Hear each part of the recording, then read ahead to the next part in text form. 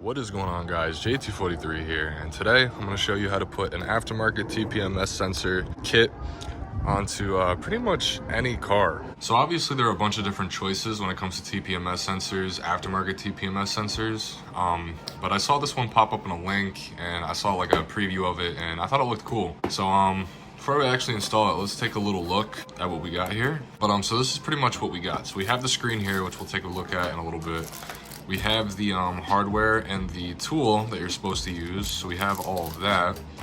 So now the cool thing about this thing is solar panel charged. So here's a screen right here.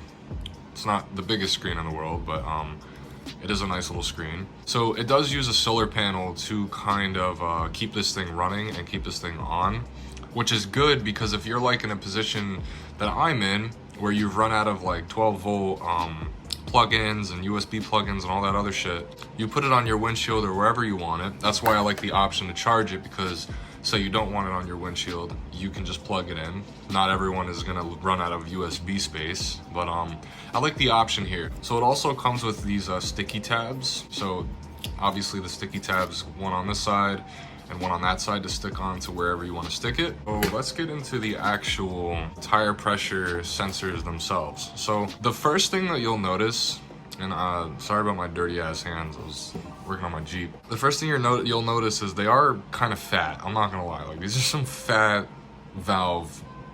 Well, essentially this is the sensor, but it does still act like a valve stem cap, and they are pretty fat and they don't have too much weight. I don't think these are that heavy enough to where they'll throw off the balance. I highly doubt it. They're not, like, they weigh like, I don't even think they weigh like an ounce. The size of them is the major like downside of them. Yeah, I'd say the only major downside of this is just the size of it, because it's pretty girthy valve stem cap. But I like how they're labeled too. But let's get into actually installing this thing. One more thing I wanted to mention, if you do want to pick one of these up for yourself, I will leave a link down in the description below. All right, so of course, step one is going to be taking all of your valve stem caps off, if you even have any.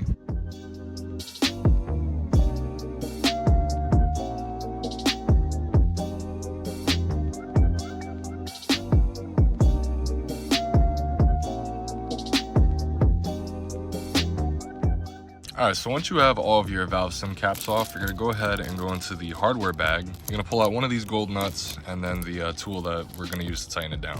All right, so once you have it out, what you're pretty much gonna do is you're gonna thread this on here. Make sure you don't cross thread it. You're gonna pretty much start it. You're not gonna put it all the way.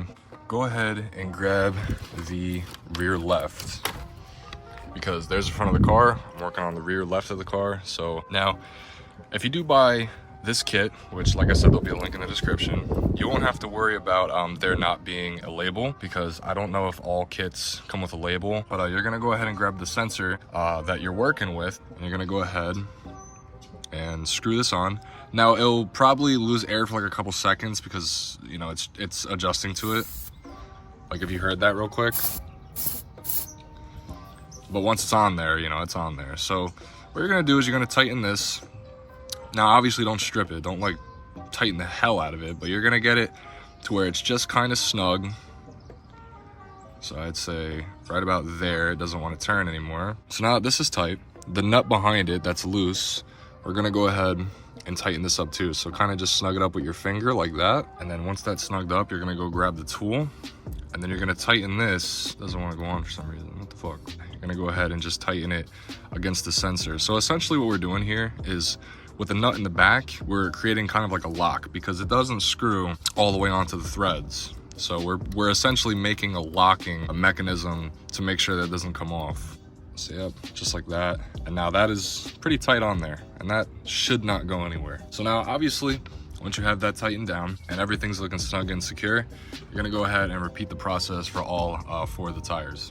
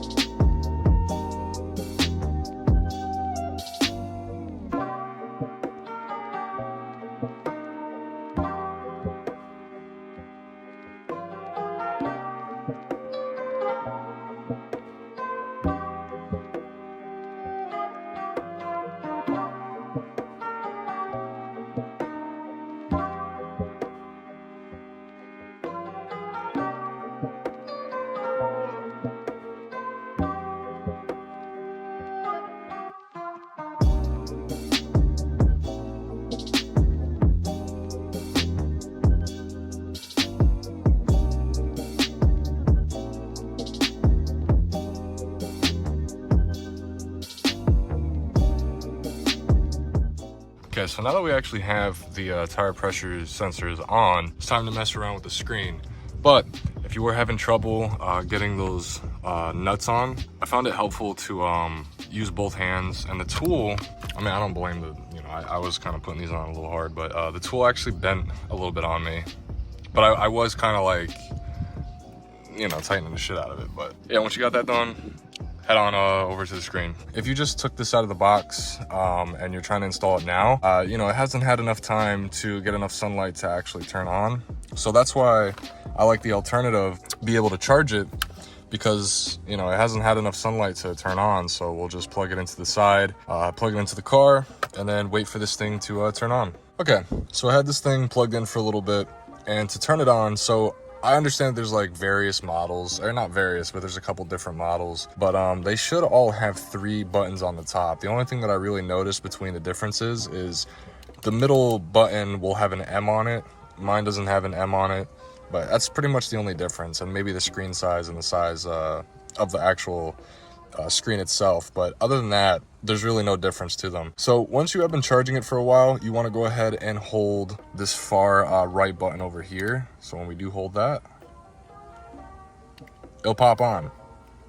And so you can see it already detected one of my tire pressure sensors. And so pretty much what we're gonna do now is you're gonna go ahead and go for a little drive, because it does have to detect the rest. So I would go on a little drive and see if you can get the rest to pop up. We can go ahead and look at the settings. So if you go ahead and hold the middle button down here, because you could see this says bar, and you got brightness and power.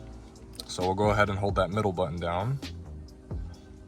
We'll zero everything out. Okay, so then you have to keep hitting the menu button to change the settings pretty much, but it's on bar, and you use the top buttons here to pretty much make changes. So you can see right here it says bar, we want PSI. So there we go. So I clicked the left button once and it put it on PSI. We'll hit the menu again, it changed to Celsius.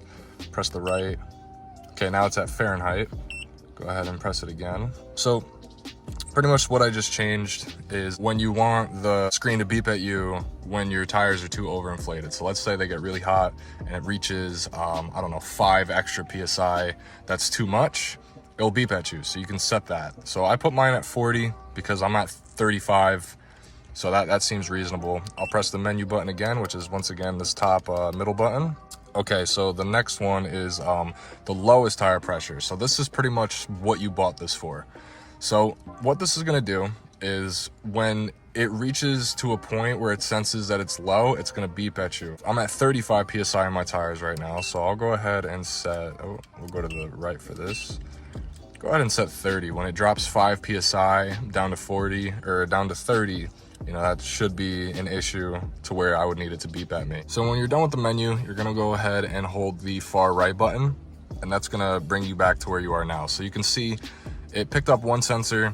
I still got to do the other 3. So I'm gonna go ahead and go on a drive real quick and see if I can get the other sensors to read this. I'm gonna go ahead and stick it right up here. So now from here, because I'm gonna be attaching it to my windshield, and even if you were just attaching it like anywhere else, you'd still need to use the sticky tape. So there's 2 little slots on the back here that kind of follow these grooves. You don't want to put it on the solar panel. You can see these 2, there's 1 on each side. You're just gonna go ahead and put these on the back, and then you're gonna stick it to wherever you're gonna keep it.